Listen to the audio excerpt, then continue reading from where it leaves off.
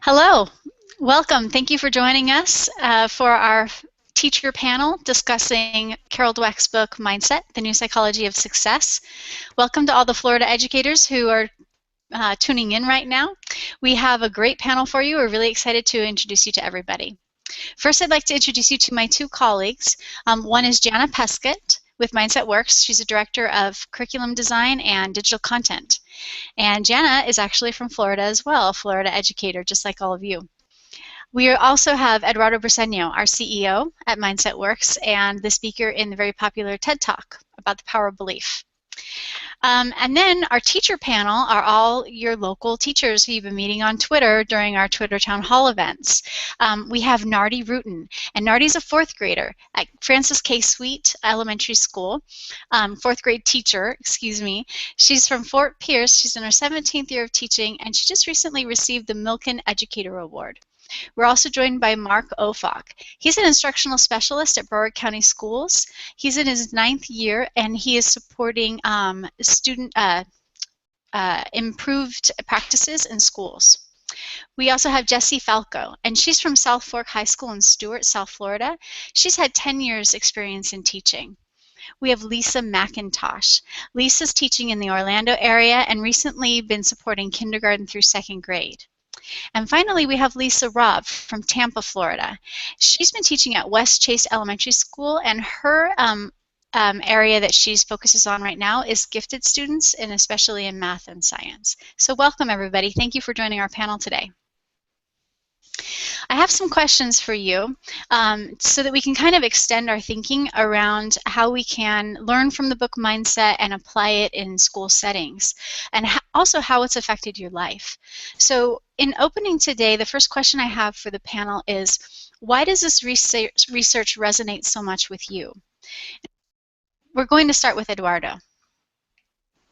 Sure. Hi, everybody. Thank you for joining us tonight. For me, I think a strong reason why the book resonated with me so strongly is that it explained a lot of myself and of people around me, my family, my friends, people I loved.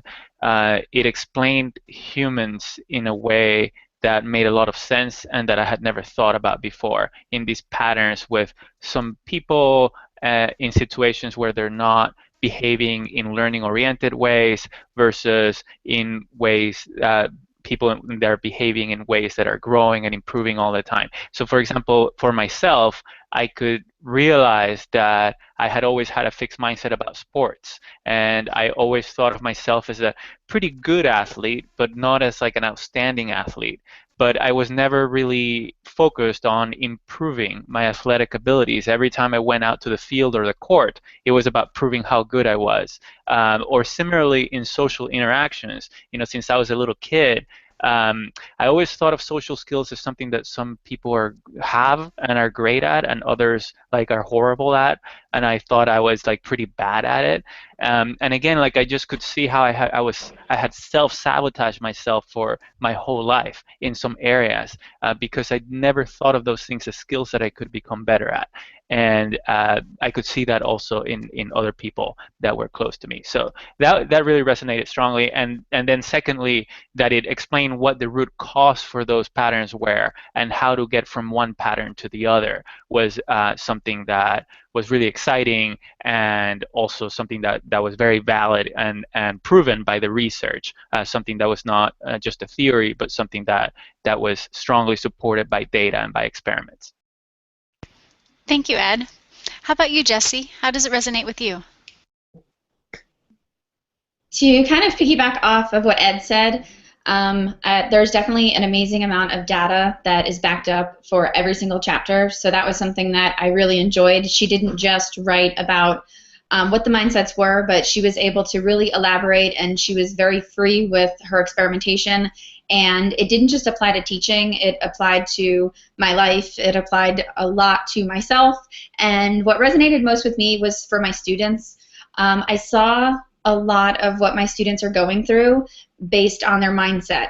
And from the different chapters, I was really able to pull a lot that I'm going to be able to hopefully use to inspire them and get them to really want to make this change in themselves and see themselves in the ability to, hey, I can do this, and I haven't done it yet, but I'm going to get there. And they're going to get there through the effort. And a huge thing throughout the whole book was even in the business section where she talked about Lee Iacocca and Alfred Dunlap and Jack Welch, the idea behind the effort versus ability, and praising my kids for their effort, because the kids that I teach are the students who haven't necessarily passed the standardized tests, so they are defeated already. So it's praising and learning how to praise that effort instead of the ability. So even if they don't succeed and they think, oh gosh, I failed, no, you really did a great job, and keep going and keep trying. And throughout the entire book,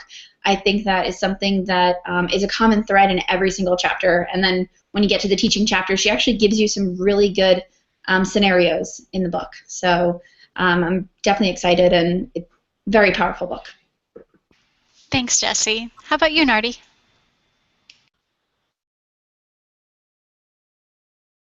Nardi, just a minute. You are on mute still. All right, okay. Thank you very much, and good evening, everyone. I definitely agree with what Ed said and what Jessie said. There's so much research to back up everything that I read. What resonates with me is the difference that I see between the fixed and the growth mindset. And I've seen the effects of having a fixed mindset, and now understand why it's so important to cultivate the growth mindset. And I think about my own children at home. I have an older son. When he was 2, he picked up a golf club, and he was playing, and then he was hearing throughout his whole life how fantastic he was, how great he was. I can't wait to see you on tour. And I was guilty of saying the same thing, not knowing that I was really creating a fixed mindset. Well, he made the team in high school, but yet he gave up the practice. He thought, oh, I'm on the team now. I can just go out there and do what I always do. Well, some of the other students who didn't make the team, they really worked on their game and they practiced. Well, eventually they knocked him out and they took his spot. Well, instead of saying, okay, I'm going to really work on my game and I'm get my spot back, he gave it up. So he had that fixed mindset. And at the time, I did not know how to get him out of that. So I see the effects of a fixed mindset.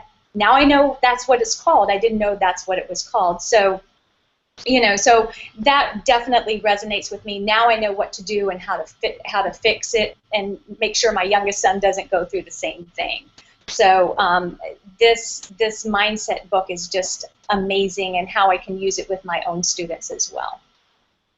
Thanks, Nardi. Thanks for connecting us back to our home life as well as educator life. Great. Mark, how about you? What really resonated with me with this book, good evening everyone, to begin. The main point about this for me in my area of work right now is how it reemphasized and solidified that people can be taught how to do virtually anything regardless of age and pre-existing skills. So it kind of like, you can't teach an old dog new tricks type of thing. It kind of put that aside and wash that away. It's like you can learn if you put forth the effort. And right now, specifically with what I'm doing with the teachers that I work with in Broward County, I'm working with teachers that have been teaching for 20 plus years, and to direct it towards teaching, a lot of those that I work with have had that fixed mindset of like, this is the way it's been done, this is how we've always done it, this has always worked for me, and I can identify that now as being very fixed, whereas before I was kind of like, God, they're being battle axes, and that's just how they are. Well, now after reading the book, I can understand that, okay, this is where they're coming from. I can work to shift that a little bit and get them to attempt and put forth the effort into developing new methodologies, and I can praise them, the instructor, for the effort that they're putting forth to becoming better, and then subsequently become better with their students. So that's what kind of really touched base for me on this. Great. And so now we also have the connection of adult mindsets and how we can really be a support for people applying this research, in our profession. Awesome. I have another question for the panel, and this question is, based on what you learned from the book, how have you changed what you do or what you say? And this time we're going to start off with Jana Peskin from Mindset Works. Hi there. Sorry, I was having internet issues in the very beginning. So hi, everyone. Thanks for joining us. So based on what I learned in the book, I do almost everything differently from the way I used to do it. But one of the things that I was thinking about recently that I feel like I've really been working on lately is praising not just effort, but also praising people who accept feedback, because with my own kids at home, I realize that that's one of the things that they struggle with the most, just like I do, is when someone gives you, feedback or what you perceive to be criticism, it's natural to kind of put your hands up and feel defensive about it in some way. So I've been praising my daughters for accepting feedback. So just a couple weeks ago, my daughter was trying to tie her shoe, and I said, she was getting frustrated, and I said, okay, this is where you're making a mistake. Your loop, you're not holding it in the right place. You need to hold it closer to the base down here. And she said, oh, okay. And just that oh, okay, of accepting and acknowledging that you've made a mistake and then learning from it is huge. So I was like, that's so great, just accepting that feedback, and you learn from that feedback, instead of, look, you tied your shoe. Like, I don't even care about the knot. I care about accepting the feedback to get to the knot. And it made a big difference. I want to point out we did miss the bus that day, because it takes a little bit longer to give that sort of purposeful, targeted feedback. So there are sacrifices that have to be made, but it's so worth it in the end. Thanks, Jana. I love that. I'm going to always remember that now, I think. I don't care about the not, right? I care about the feedback. Thank you. How about Ed? What have you changed? Well, I think first I've become more of a learner in areas where I wasn't a learner. I was a great learner in some areas where I had a growth mindset, and I wasn't in other areas. So being aware of how I was self-sabotaging myself, I became a lot more growth oriented and improvement oriented in really, I feel like, so many aspects of my life. I'm sure there's some areas where I still don't have the self-awareness even that I think of it in a fixed mindset way, but I think I'm a stronger learner. And then secondly, I am more aware about making that visible to other people. That I'm a learner, that I make mistakes and I learn from those mistakes, and I'm always stretching myself. And I try to be a role model learner so that to help create a growth mindset culture in everybody that I interact with and in the communities that I'm part of. And I think that requires being deliberate and thoughtful about it, and not just being a learner, but also figuring out, am I making that visible and clear to other people that I live with and interact with? Thank you, Ed. That's great, and I think most of us who interact with you would agree that you definitely do that well, and we appreciate you for it. Nardi, how about you for this? Based on what you've learned from the book, how have you changed what you do or say? Okay, I got it now. I actually read this book over spring break. So when I got back to school and worked with my students, the first thing I started doing was the way I praise my students. That definitely spoke to me when I read that part in the book. So instead of saying, things like, oh, I knew you were going to get it, your multiplication tables, things like that, I would praise their effort. I love how much time you put into it. When they did a project, it looked like you spent a lot of time on it. You worked really hard. And I just saw the change in the students. I work with fourth grade, wide a range of abilities from your ESC to gifted. So I saw both groups of students just really want to just put more effort into whatever they were working on. A story I have to say, towards the end, we had this huge test, and one of my students was doing practice on the computer, and she worked so hard all year, and she got it. She got a 90%, which for her, she was just beaming.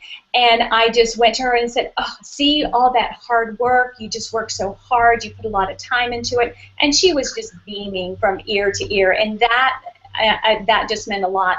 And then also with my own child at home, I talked earlier about my older child, my older son. I have a younger son who picked up the saxophone when he was in 7th grade, and he worked hard with it. He put in a lot of time with it. I remember when he graduated to the wind ensemble, which is their top band.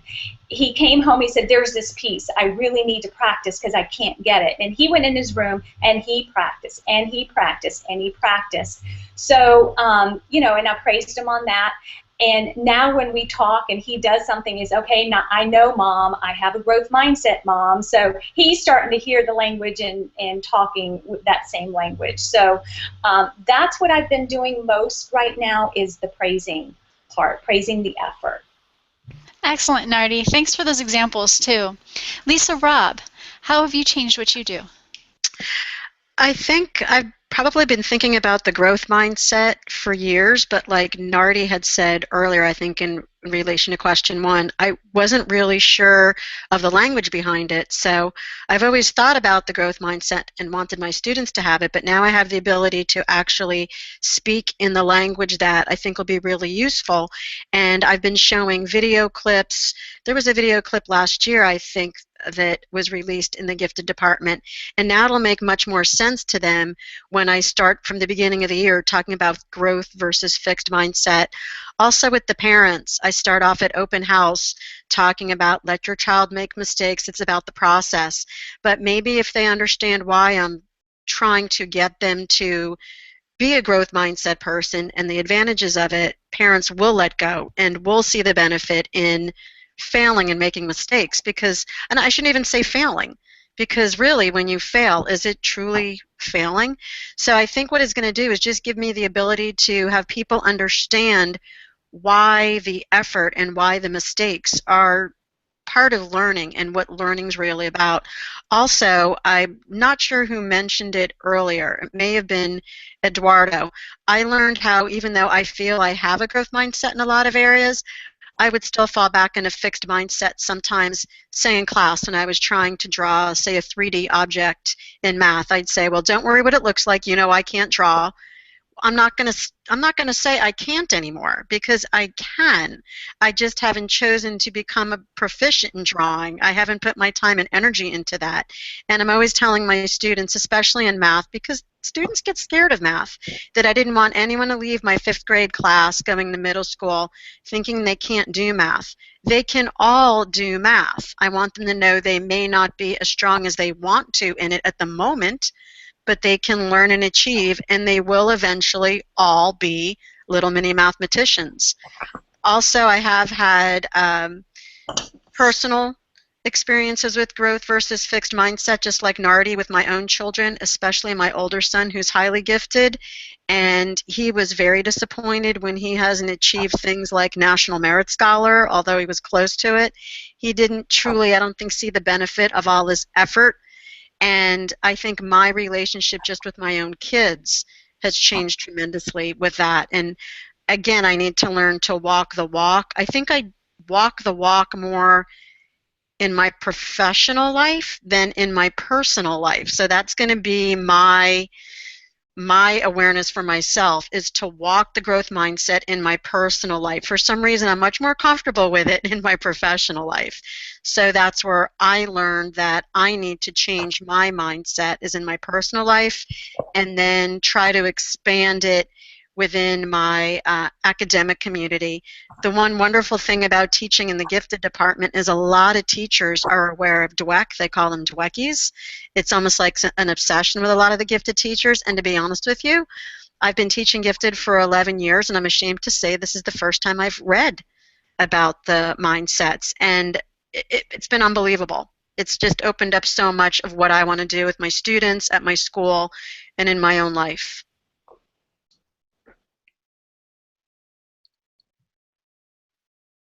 Thank you, Lisa. We got really excited about a lot of the things you said, but I think especially about that concept of the mirror, right? And I think a lot of us have that same experience where it's easy to think about growth mindset in terms of other people, and then once you hold up the mirror, that's when you really get to do some exciting work. So thank you.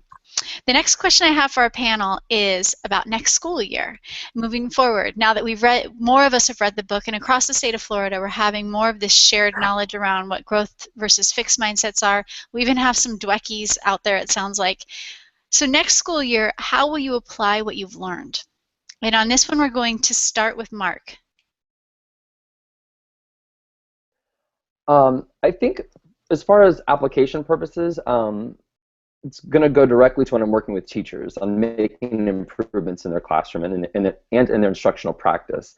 A lot of those that I've had experience with this past year are afraid to try new things because of administration or their evaluations, or they don't want to mess up in front of the kids. And I think that that's not exactly the best way to go about things, especially when you're like, we're not all perfect. We aren't all like all-star teachers, right? So in doing this and having this growth mindset, we get that opportunity to say, all right, I'm going to do this, and I'm going to do this at 100% to the best of my ability, and then measure my results afterwards, and then, from there, make tweaks on what I can improve here, what I can improve there. That's one thing that for this past week, actually, in Broward, I was doing a training on some geometry stations, and I basically told my people, I'm like, look, I'm not expecting you guys to do every single thing that we did here. It's impossible. I did a ton of stuff for you guys today, and yes, and the day before. But if you can find like one thing that you're like 100% all in, go for it, and you can do it and implement it to the best of your ability and practice doing it on the regular, your outcomes are going to be phenomenal. So that's part one. And then part two, I prepared myself over here, so I want to make sure I get everything. With regard to designing workshops and training sessions for my teachers in Broward, I've been loving including a feedback component of it, not just for me, but as part of the session, they design lessons, they design different instructional pieces and lessons that they theoretically will implement to their students, and they give that peer-to-peer feedback, and it's interesting to hear their responses, because initially sometimes you'll hear, oh my God, I can't believe you thought that. Whereas in others, it's like, oh, that's a great idea. So it's trying to make that and working with them on making that transition from feedback being negative to it being constructive and a way to improve and get better for the overall good. Thanks, Mark. I saw a connection between what you shared and Lisa Robb shared too, like the point of effort being to get better, not necessarily maybe getting a great or high score, right? So the next person we have for this one, how will you apply what you've learned next school year, is Nardi. Yes, I've already started planning for next year, working on bulletin boards. What I want to really focus on, and I know I've said it before, but the praising effort, because I think that's something so easy that we can just start the school year off with. Like I said, I was working on a bulletin board. There were some wonderful ideas on the Twitter discussion that we had over the past several Tuesdays, and there was one, I wrote it down, this person by the name of, I don't know if it's Lisa or Liza Ferreira. She put a picture of a bulletin board, and it had, I think it was called Change Your Words, Change Your Mindset, or Change Your Mind, something like that. And it would have a type of what we usually say, like, or the students say, oh, this is hard. Well, then underneath that would be the language that you want the kids to start saying. Like, instead of saying this is hard, they say, oh, this is really going to be my my opportunity to put in the time and effort. Instead of saying I'm not good at this, what can I do to make it better? So it's just a way of getting the students to start saying the same language that we want to say with the growth mindset. That's definitely the most important, or the biggest thing I'm going to do is get the students to change their way of thinking. Also, my grade group is reading this book. That was their two of them are on this chat, not this chat, but on the Twitter thing. And we took the book to our AP, who also read the book, and we kind of want to get it school-wide, get all the teachers to read it and start practicing that with their students. So that, and then finally modeling for the students. What does it look like? If I make a mistake, I'm going to say, oh, I'm going to use this opportunity to learn more. So I want the kids to see that their teacher's also using the growth mindset. Great. Thank you so much, Nardi. Jessie, it's your turn. What are you going to use that you've learned for next year? I actually think I'm going to use the whole book. I am going to probably start with the sports section, and then probably move into Lee Iacocca and Jack Welch, which I teach reading kids, so you would think that that would not work with them, but it definitely ties into the real-world aspect of what we're trying to get our kids to. The idea of ability and effort. I read, in the book it talked about not putting grades on papers, and that will shock a lot of my kids right away because they want their, what did I get? But I really want them to work on how much effort did you put into it, and getting them to understand what it really means to change their mindset from a fixed mindset of I'm in an intensive reading class, I can't get this, to no, you haven't gotten it yet. So it really brings in the power of yet as well, I believe, and getting them to really understand that the reality TV world that they love so much and watch so much, is in this book as well. So I think really showing them what is in the book, and you can use the whole book to teach. And also, I want to get the parents involved. I really want to do a parent university or do something really big on parent-teacher conference night, or get some type of email blast out about what you can do as a parent in terms of getting the kids to talk and have that communication about that growth mindset. And enjoying the effort, enjoying the struggle, and actually enjoying a challenge. And with my students not being the honor students, they want to give up so quickly.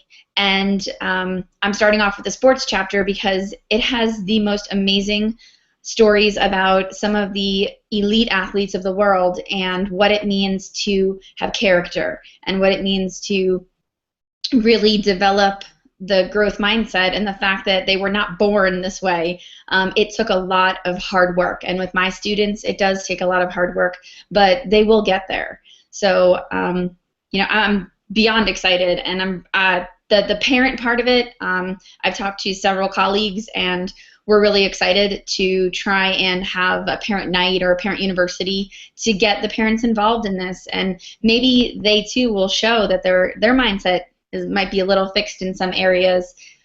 Lastly, I'm going to talk to my kids about my fixed mindset, and I think sometimes with my students it really does help to be real and not just explain to them where I'm wrong and where I make errors. And I think that's one of the biggest things that Mark pointed out, that we do make mistakes, and they see us standing up front, and they see us as this superhuman person that they can't see at the grocery store. But we do make mistakes, and I think that if we, as teachers, are forthcoming with those mistakes, the kids accept us a little bit more. At least 10th grade. I teach 10th grade, so. But there's so much you can take from this book, and any teachers that are watching. You can literally take every single chapter and make blogs and really get to the heart of things. And I took one little blurb about Michael Jordan, and my students went home and researched it and were shocked, and they came back to class. And these are kids that typically did not do homework, or they struggle. So the fact that they went home and they were like, I can't believe I found that out, it really was great, just to see that. And that was just half a page. So I highly suggest, getting the book, because it was mind-blowing in so many ways. Thanks, Jesse. All of your ideas are so inspiring. I don't know which one to try to summarize, but definitely we want to keep hearing about your work. So thanks for sharing all those I great agree, and ideas. if I could say something like just to react to Jesse, what you said about just being a role model learner as a teacher, and what Mark said also, as you said, of just we might not have all the answers, we make mistakes, we are learners too. We all come to school to learn and to improve. And by the way, you can help me, give me feedback on how to improve better. These are things that I want to improve upon. That is so important, and I'm so glad you mentioned it. Thank you. Several of my kids would tell me that when they would show me something, they were like, "Oh, you didn't know that?" And I was like, "No, wow, you actually taught the teacher something. That's really great. I appreciate that, because if I didn't know how to change that screen back, then I would be in trouble." So we don't know everything, and we aren't, we're not the I don't know. Just because we're in the front doesn't mean we know everything, and sometimes kids have their own fixed mindset and expect us to know everything, especially our honors kids and our pre-IB kids, and they're like, "Oh, you don't know that answer?" And it's like, I really don't. That's not my specialty, but I would love to learn it. So Thank you Great. again. Jana, how about you? What are you going to do next year? I love Jesse's ideas about using the book as a teaching tool, so really diving into the content of the book and using that to teach mindset. But I teach developmental math at a college, and one of the things that I've struggled with is kind of trying to give them mindset in a sneaky way. So I teach them the brain science, and I praise their effort, and I tell them that no one is born smart or dumb in math, that everyone can do math, and I know that I change their mindsets, but I don't really explicitly say, here's a growth mindset, and when you believe in a growth mindset, when you believe your abilities can change through effort, you behave differently. So I haven't taught them that research, right? I haven't shown them the graphs and the charts, and I think it's time. I'm ready to take the plunge and do that, and use the book as a teaching tool, like Jesse said. And so I'm really excited about being able to be explicit with the language, and to be able to say, instead of if I hear something negative, or somebody say I can't do math, I'm not good at math, instead of chiming in with you can't do math yet, or you can't do that yet, I think I'm still going to say that, but I'm excited to be able to use that common language and to say, that sounds like a fixed mindset. And remember, what happens when we use a fixed mindset, we tend to behave differently. And so to really be more explicit with what it is that we're addressing in the classroom. Thanks, Jana. For a second. Go right ahead. Okay. One of the best things, and I think as teachers we have all come across this, if you haven't, then kudos to you, but it was about the group thing. And the part of the book that I thought was really amazing was where you ask a question and then everybody agrees or everybody disagrees, and no hands go up or down, and it's an argumentative question. One of the greats, Alfred Sloan, in the book from General Motors, he said, well, we're going to postpone this discussion until somebody has an opinion of their own. And that immediately brought me back to my students who were like, yep, I agree. We all agree. So it's teaching the kids not to have that fear. And that's just one line in the book where I was like, that is genius, because it's making the kids, they have to put in effort. They have to grapple, and they have to struggle. And I said the word grapple so many times last year that my kids were like, if you say it one more time, we're going to grapple with you. But they understood what it meant to really, tear apart, and struggle. And, having this book, and being able to flip through the pages and being able to show them, hey, it happens in the real world too, was something that was really powerful, to see that, no more everybody agrees and no more everybody disagrees. So definitely a growth mindset change. Thanks, Jesse. Lisa McIntosh, what are your thoughts? What are you going to apply what you learned in the book study? Well, I think for me, I can talk about also what I did last year, and hopefully if I'm in a similar position in the coming year. I worked with kids who needed extra help but really weren't assigned a special teacher, but every 45 minutes I would go to a different kindergarten or second grade class. And one class in particular where there were 3 boys I worked with. It was just in reading and comprehension, and English language arts. And the one boy just was sure at the beginning of the year, part of the problem was his father had told him, you're not going to be going into third grade. You don't, you have been failing all these tests, the first month of school. There's no way you can learn this. And he was so panicked, but his teacher and I worked with him, and then she had a few conferences with his parents and told them, it wasn't really the growth mindset, but she told them, look, you're going about this all the wrong way. And with him, what I did, and with all of them, but it worked especially with him, is every little effort, if he had 20 spelling questions, he was missing 10 or 12. Well, the first time he only missed 9. I said, well, look, see, did you study? You've been studying every week. You've been doing, I gave him different special things to review. We would do vocabulary drills. We would try and find fun ways to tell the story back to each other. And then the first time he got a B was a couple months into the school year. He came and found me in the car line and said, can you believe that I got an 80? Do you know that that's a B? And he said, and he was so excited. At the beginning of the school year, he got a 1 on his Discovery Education reading test. And he was so sad, so disappointed. And I said, but look, we're taking it 3 more times. You're going to bring it up. Look how hard you're trying. And the thing that got through to him was that his hard work and his trying hard, he really was developing within him, his little 7 or 8-year-old mind, that, wow, I can do better. And at the end of the year, he went from a 2. In the very last test, he just barely, he got a 3 on that. And he was so excited. And he said, look, I'm going to work hard over the summer too. What should I do? And it just was, I think that, I don't know, I guess that's sort of been my philosophy along, is praising kids. I've worked with a lot of kids that struggle, and they've heard so many times, you just can't do this. I had a kid even tell me, well, I just can't learn. They've told me I can't learn. And I said, of course you can learn. Look, here's what you can do. Here's how you can improve. And the thing that struck me with this book was, this is proven, it's not just my opinion, this is proven by somebody that's done so much research that can just change. And I just wish this book would be adopted and embraced by more teachers and administrators and school boards, because it's just amazing what it can do. So many kids are struggling and feel like they can't make it. But the big thing that a lot of other people have talked about too is the praise, and it's just praising every little bit, that it just makes a huge difference. Thank you, Lisa. So this brings us to our final question, and then we'll have a question about what other questions people have. So this last one for the panel is, how do you plan to use this book study to launch future work with cultivating growth mindsets? Because we have this Florida statewide study in conjunction with the Department of Ed. So how could you leverage this to launch future work? And for this one, we're going to start with Mark.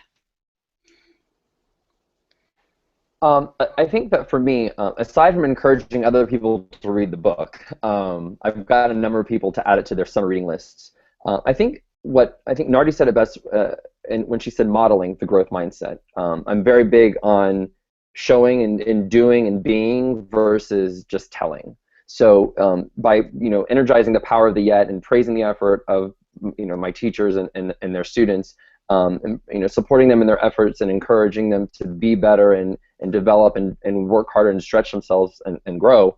I think that goes a long way, and I think that in being someone with a growth mindset, it kind of rubs off and shows and models for those that I work with what that looks like and also how to do it, and then also practice by doing, lead by example. Thank you. And how about you, Lisa? Rob? It's hard to think of where to start because I was so excited by this book that I feel that I want to just get everyone in a growth mindset. So I have to realize myself, even though I'm excited about it, that I might find some people who buy in right away and excited, others that maybe are a little bit more tentative, and to not make anyone feel bad if they don't buy in right away. I also found it interesting in the book that it said everyone does have the ability to work through their mindset and have more of a growth mindset, but people have to choose to do that. So I also have to be aware of that. So I need to be careful how I approach it because I don't want to turn anyone off. So as I said, I really want everyone to be in a growth mindset because I thought, wow, what if almost everyone we dealt with was in a growth mindset? It would be much less stressful every day. But the reality is that would take some work. So I would first start off in the academic world. And I did talk to my principal the very last day at our school. I approached him and he said, oh, can we talk about this when we get back? And I said, sure, but I am excited and I want you to know that I want to do a book study. And I just wanted to see if maybe you'd have the finances to get the teachers the books if need be, and he said he could find that. So I'll probably send out an email over the summer, and I just have to figure out a cool way to try to get as many teachers on board with that. And then our theme for next year being elementary school, we have themes, and our theme is anything to do with pirates. So I was thinking to do something, your mind is a treasure, open it up, and jump off into basically the benefit of being a growth mindset. And like someone mentioned, I thought it was great having quotes all around the classroom, but having them visible from the beginning of the year, because if my parents don't buy in at the type of school I'm in where they're very involved in their children's lives, it may not work, even if the kids themselves buy in. And I heard a lot of the teachers on the panel talking about how this would benefit, the growth mindset would benefit the kids who struggle. But teaching gifted, I can tell you that they will be one of the first ones to shut down when things get tough. They just think they're smart and they're labeled gifted, so they don't have to try. And when they have to try, something's wrong. So I see this as such a benefit, not just for the kids, but as I said, the parents. I think the staff needs to buy into it. So I really want to try to bring this into my school. I also want to try to bring this into my family and friends. When my family was in town for my son's high school graduation, I showed them the book, and my sister's already planning on getting the book, so I'm trying to get my family on board. And it's almost like a domino effect. I think the more people that we can get excited about it, the more then they talk to other people about it. Like I said, my goal is to sort of walk the walk with it. That way, as friends and family see maybe how the growth mindset and how this book affected me, they'll try to jump on board. And I'm not perfect. I still fall back into my fixed mindset in certain areas, but I see when I'm moving to that fixed mindset. And I've done a few things where I've tried to better myself or try to better what I'm doing with my kids, and that doesn't mean you do it perfectly, but where it's helped me is I see maybe when I'm falling into that habit that's not the way I want to go, and I can shift myself over.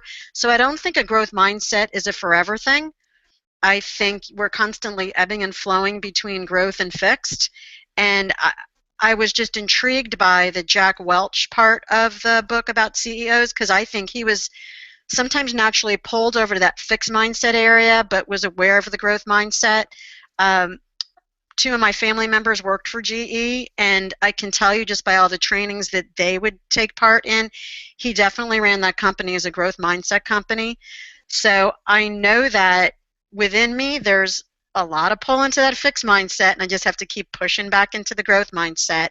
And I'm hoping, again, by leading through example, to get those around me to really move into that growth mindset as much as possible. But again, I can't tell you how excited I am. I did share with the kids, and they were probably thinking, what is she reading? I told them that I was doing a book study at the end of the school year, and every day I would come in excited and try something different with them. And they're in 5th grade, so I shared the Michael Jordan commercial, one of the I Am a Legends, where he said, I think I basically ruined basketball, I made it look too easy. One of the kids at the end said, he's on my shorts, because the little Air Jordan symbol, they don't know Michael Jordan like we do. And they were just so intrigued by that. I teach Socratic Seminar as well, so I'm going to take excerpts from this book to do a Socratic Seminar. And I think as the kids get excited, the parents will get excited. I had a parent actually get the book, and he emailed me the last week in school that he was almost done with the book and he loved it. So really my goal is to keep up my enthusiasm, to not just relax all summer, but to think of ways to really go all out during the school year and to try to get people as excited. And I don't know if it was just a different format with Twitter that was kind of interesting, because I never tweeted anything, and I thought that was interesting. But once we get down to the last question, I'd like to know how are people going to try to get people as excited as we were about it, because I think we were all really excited about it. That's where I am. Great. Yeah, I agree. Those Twitter Tuesday nights were really fun and had a lot of energy. Yeah, Jesse, what about you? How will you use this book to cultivate growth mindsets in future work? Definitely stemming off from what Lisa said. My school, I can kind of already identify the fixed mindsets and the growth mindsets. So with my teacher lead money, I'm going to be purchasing some copies and leaving them in the teacher mailroom. And we're also going to do a formal book study. But I'm also going to be keeping a blog. And blogging about everything that I have gone through this summer, and leaving it open on our G Drive for our teachers to look at if they want. It's something that they have to choose to want to do this, and I think sometimes we don't realize how much of a fixed mindset we are in any realm of our lives. So just to have it out there, and that little olive branch, even if a few teachers grab onto it, it's a few more than there were before. I'm also going to be taking the chapter, the entire sports chapter, and making it into a lesson plan, dealing with a research project. Because it's true, the students know these things, but they don't understand what it took for these people to get there. They see the limelight, they see the celebrity, they see everything. But a big portion of that chapter talked about character. So I want to be able to give that to the teachers and who have the book, and maybe give them something to so they feel that it's not I'm not just handing them a book, and we're not just doing a book study, and where they can look at their kids and say, okay, who's a fixed mindset, who's a growth mindset.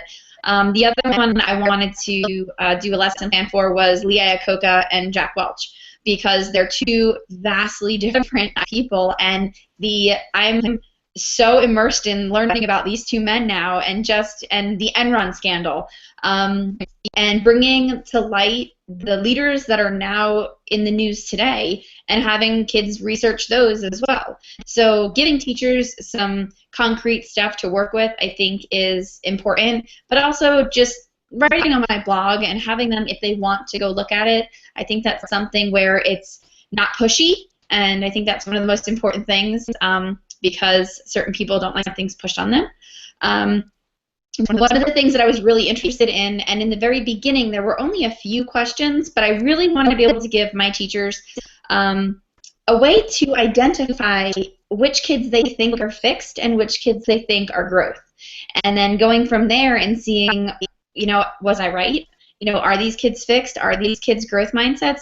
Not another assessment, because we don't want those, but something quick where we can start to identify and maybe help these kids as soon as they get to school, and also show the teachers that it's working. I think that's one of the more important things, giving them something tangible. It's kind of like leaving a professional development, which I'm sure we've all been in, where you are like, okay, great, we got all this, we got all this verbal info, but what can we do with it? So I'm definitely, putting together all of that stuff, which I'd be happy to share with anybody who wants it. So.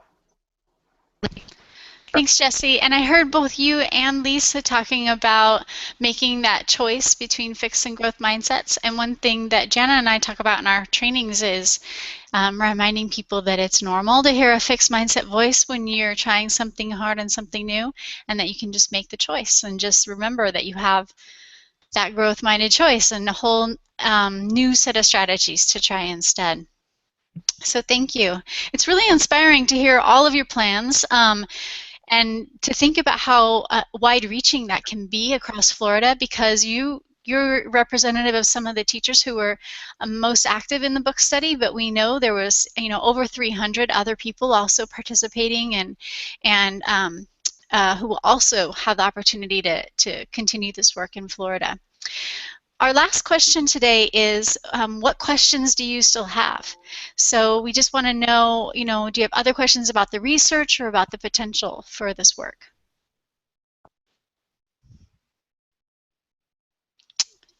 This one I was leaving a little more open. Go ahead. I would just have a question about what would be your advice on how we could get our school to kind of adopt this as an informal professional development for teachers, or how would be the best way to approach the other teachers or the administration?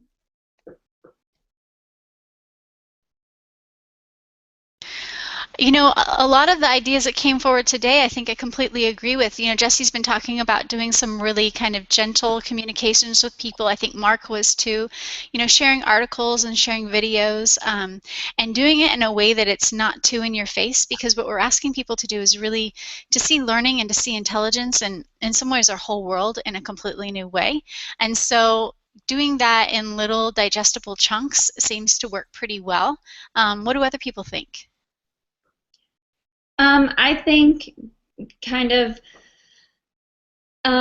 bringing it to the teachers in a way that I talked to a teacher before school ended about this book, and I said we really have to get to the heart of the matter, and the heart of the matter is not what we believe in our mindset. It's all of those little eyes that are staring at us.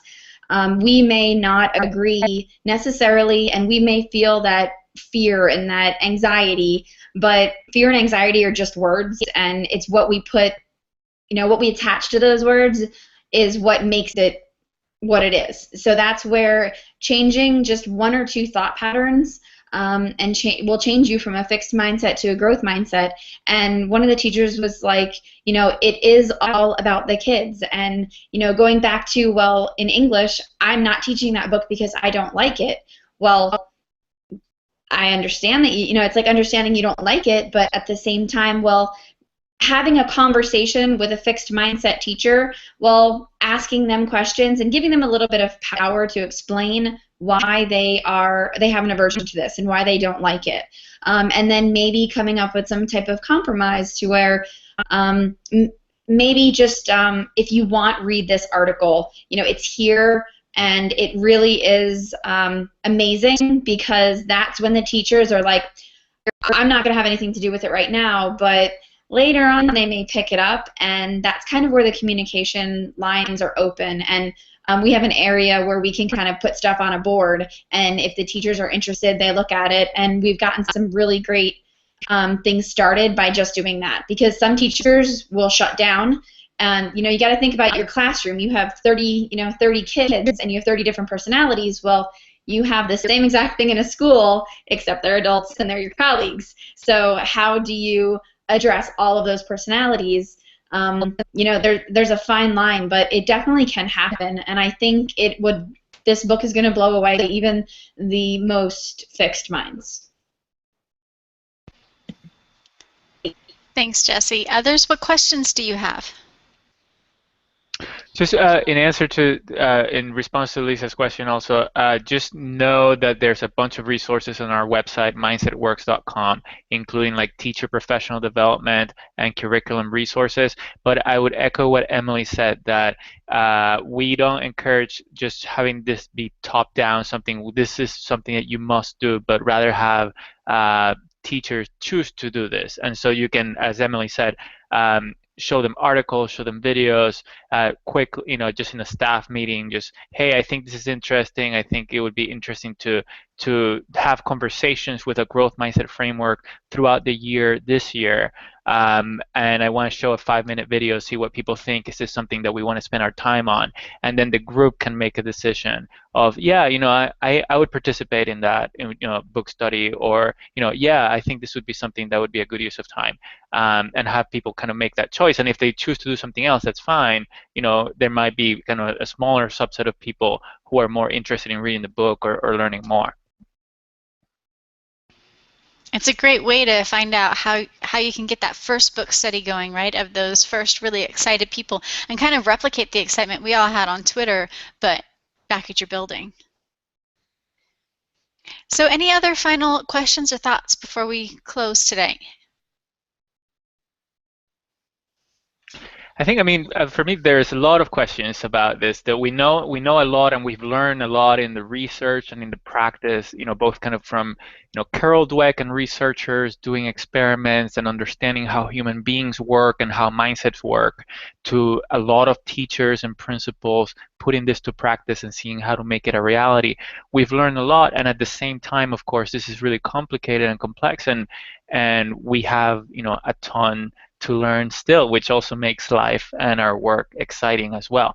But so to give some examples on that, it's important to not only foster growth mindsets, which we know a lot about kind of how to do and we can get better at, but it's also important to teach students not only that they can learn, but also how to learn. What are the learning strategies? What are the habits that will help them grow as people and as students and as athletes and anything that they want to get better at? And I think that we have a lot, in my opinion, I think there's a lot to learn about what are the best learning strategies to teach students of different ages, and what are the best strategies for us to adopt as role model lifelong learners, adults, and how do we make that visible to students? So that's something that comes to mind.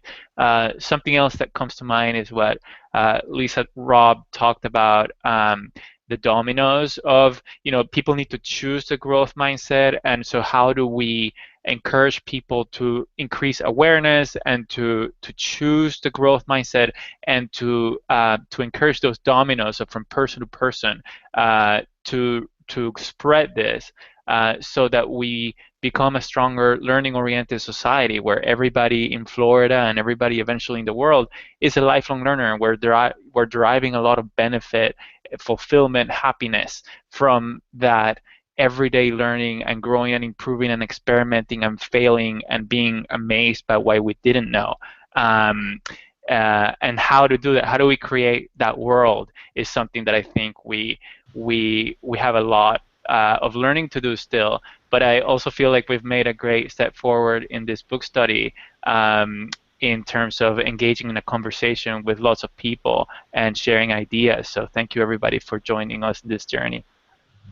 Can I piggyback on what Ed said, a question that I had, and you mentioned about the domino effect, and definitely I agree with that, but how do we get it to the parents? I mean, yes, you try to instill the growth mindset in your students, and then they go home, but then they go home to a fixed mindset. So it's kind of like contradicting one another. So that was my question, is how do we get it to the parents?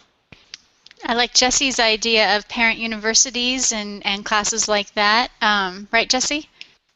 Yeah, we had a parent university this past year at our school, and this would be the perfect ability. Again, it's giving the parents the option to take the material if they want, and it really is just opening those lines of communication, and really, I think, taking the most important parts of the book and kind of going through the book about the parent aspect of it, because teaching your child that don't just automatically praise them, and I would even send little things home to my students. If you guys have learning management systems, we would send out things with their grades or with their interims, and I got all of as many parents' email addresses as I could.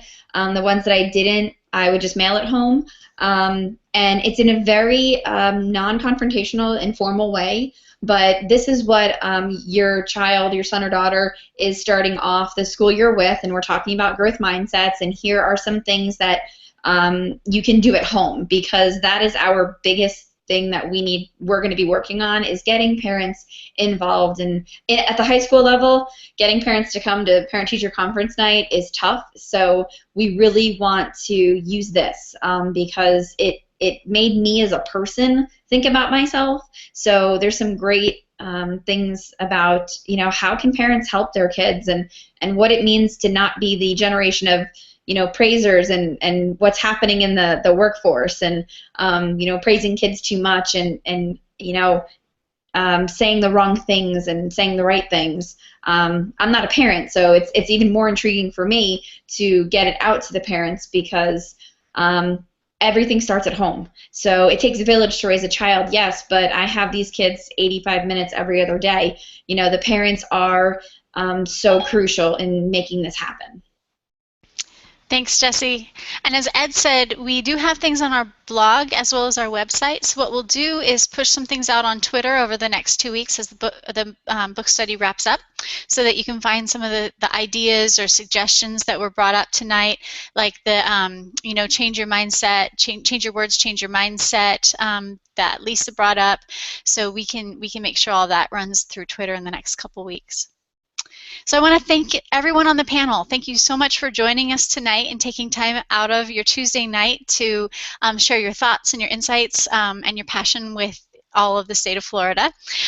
Also, viewers, thank you for broadcasting and tuning in tonight and just being a part of this book study. It's been really rewarding for everyone I've talked to, and I know it has for me personally as well. So we want to say good night. Thank you from Mindset Works and Florida Department of Ed, and we'll see you on Twitter.